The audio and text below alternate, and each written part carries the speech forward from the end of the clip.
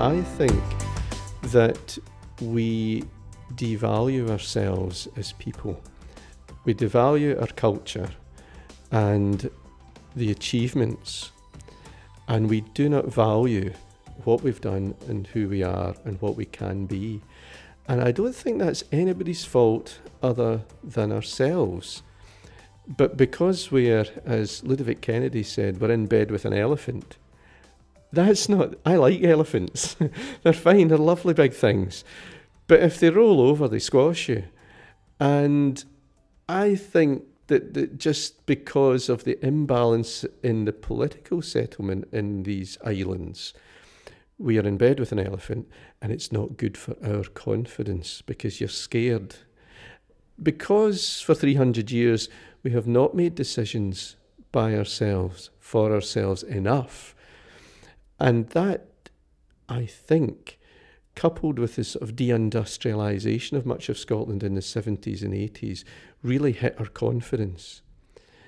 We've had the Scottish cringe and not been able to value our own literature, our own music and whatever, particularly in the 70s and 80s, or before that in the 50s, 60s, we don't recognise its worth.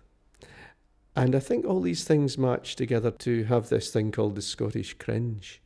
And we're just a bit embarrassed about ourselves, or we overcompensate and say, it was like a sky few and they're all deed. Well, that's just a load of rubbish. You know, we need to just be ordinary citizens of this world.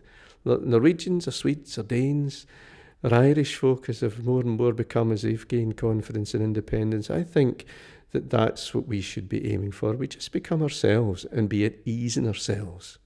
But I think we have values, just simple things about education. Traditionally in Scotland was excellent, and I think we've slipped a bit over the while, partly because I don't think we value ourselves enough, and I think we can let that flourish.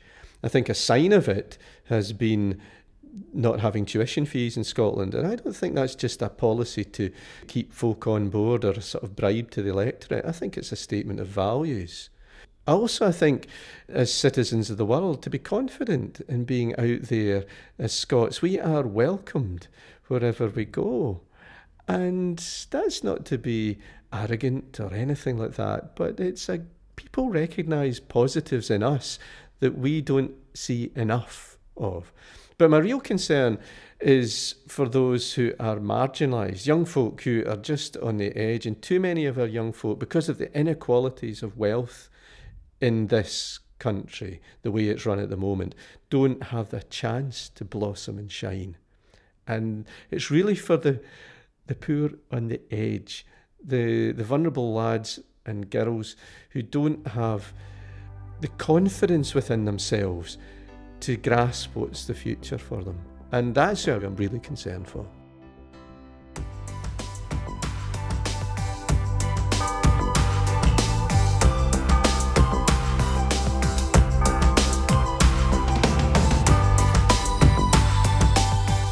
I certainly will be voting in the referendum. I'm really looking forward to it. I think it's an exciting time. And I think at my age, it's so important to leave something for our children and grandchildren by having independence. Well, we have never voted for a Tory government, and yet we're landed now with a Tory government. When I see the child poverty that's going about, we've only got to look nearer Christmas time and we have the shoebox appeal that the Salvation Army do now. There's some children in Oban who get the shoebox. There's no name or address or anything on it. It's just a child of 12. These people just don't have any money. Mums and dads don't have money. It's not just child poverty, there's poverty all over. But the one that really concerns me most is child poverty. I think it's rife at the moment. If we have a Scottish government, whether it be SNP, Labour, Tory, whatever, I think if we handled it ourselves here in Scotland, we'd make much better job of it. When we see the very rich getting tax cuts, we see the poverty throughout the UK, I feel that we as an independent country could and can go on with what we think is right. And without being too biblical, I think we should love our neighbour as Christ loved us. And I don't think that's happening within the Westminster government. Let's do a bit of change. Let's take off the old coat and put a new coat on. Or rather, an original coat on, not so much a new coat. We've got to make changes from one minister to another and from one church to another.